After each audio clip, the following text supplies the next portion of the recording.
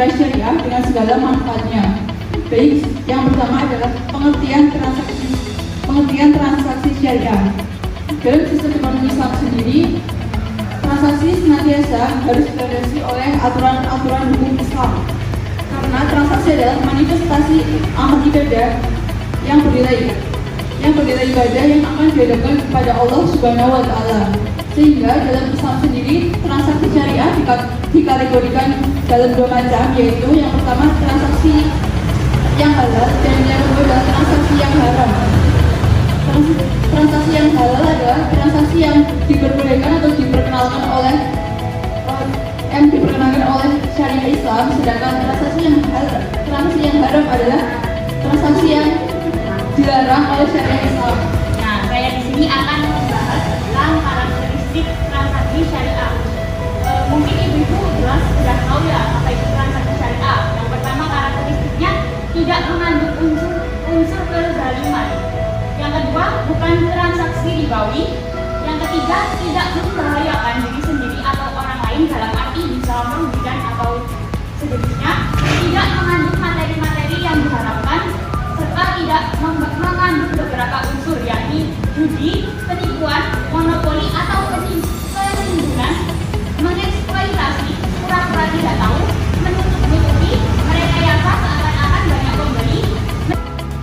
A'udzubillahiminasyaitonirrajim. Bismillahirrahmanirrahim. Ya ayyuhalladzina amanu la ta'kulu amwalakum bainakum bil batili illa an takuna tijaratan an taradin minkum wa la taqtulu anfusakum innallaha kana bikum rahima. Artinya, wahai orang-orang yang beriman, janganlah kamu saling memakan harta sesamamu dengan jalan yang batil atau tidak benar, kecuali dalam perdagangan yang berlaku atas dasar suka sama suka di antara kamu. Serta janganlah kamu membunuh dirimu, sungguh Allah Maha Penyayang kepadamu. Nah, yang ketiga yakni larangan penipuan. Sebagaimana hadis Rasulullah, Nabi Muhammad melarang jual beli yang mengandung penipuan. Dan yang keempat, prinsip akuntansi dan kejelasan transaksi. Nah, dalam transaksi harus jelas. Maksudnya dalam transaksi itu kalau bisa dicatat agar tidak terjadi kesalahpahaman. Nah, ini kita lihat dari dua akad ini. Yang pertama ada akad tabaru. Akad tabaru yakni adalah akad atau perjanjian transaksi yang tidak berfokus pada keuntungan. Jadi tujuan utama dari akad tabaru ini yakni mendapatkan pahala dan ridho dari Allah Subhanahu wa Ta'ala. Contohnya dari akad tabaru ini adalah yang pertama ada qard. Qard ini adalah pinjaman. Jadi pinjaman ini bukan dilandasi dengan keuntungan, tetapi semata-mata ingin mendapatkan pahala dan ridho dari Allah. Kalau transaksi konvensional itu bertujuan untuk mengejar kesejahteraan duniawi semata dan kesejahteraan individu. Jadi tidak peduli transaksi itu, jual beli itu dilakukan menurut konsep Islam, transaksi itu ada unsur riba atau tidak, yang penting transaksi itu bisa mencapai keuntungan untuk diri kita sendiri, maka dilakukan. Ini kelemahan dari transaksi konvensional. Yang kedua ada sumber utama. Kalau transaksi syariah jelas bersumber dari Al-Quran dan hadis karena sudah diatur oleh Islam.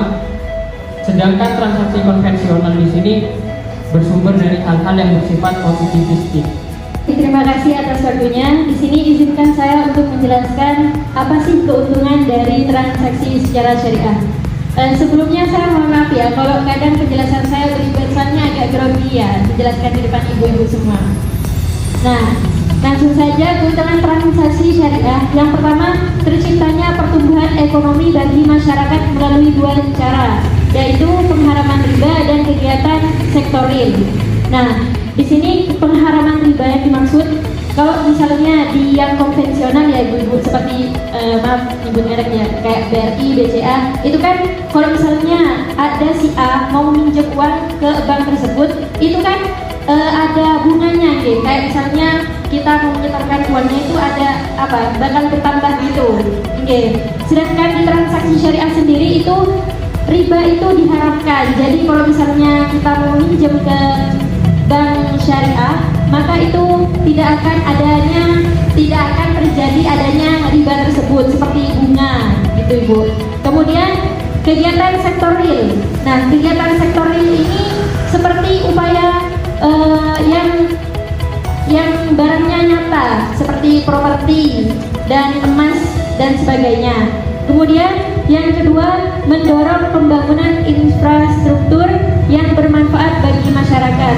Nah, mendorong infrastruktur ini yang dimaksud dalam transaksi syariah ini akan membantu pertumbuhan ekonomi Islam yang ada di Indonesia, bukan hanya yang secara konvensional saja.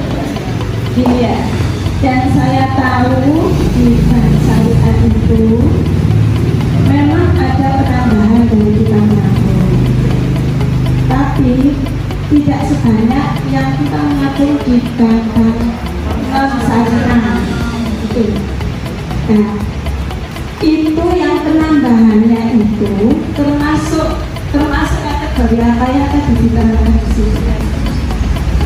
Hasilnya itu kan kita menabung, ya tiap bulan kan ada penambahan meskipun tidak sebanyak yang di bank lainnya ya.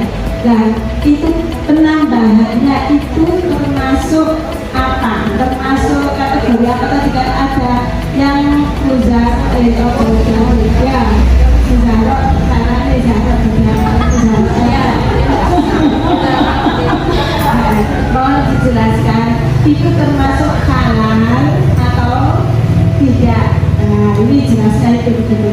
Terima kasih. Terima kasih. Mohon maaf Ibu, bisa perkenalkan diri dulu Ibu, supaya kita kenal dengan ya.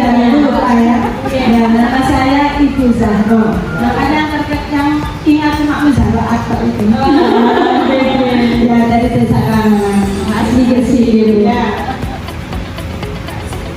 Terima kasih atas pertanyaannya. Mungkin langsung bisa dijawab ya Mas Haikal.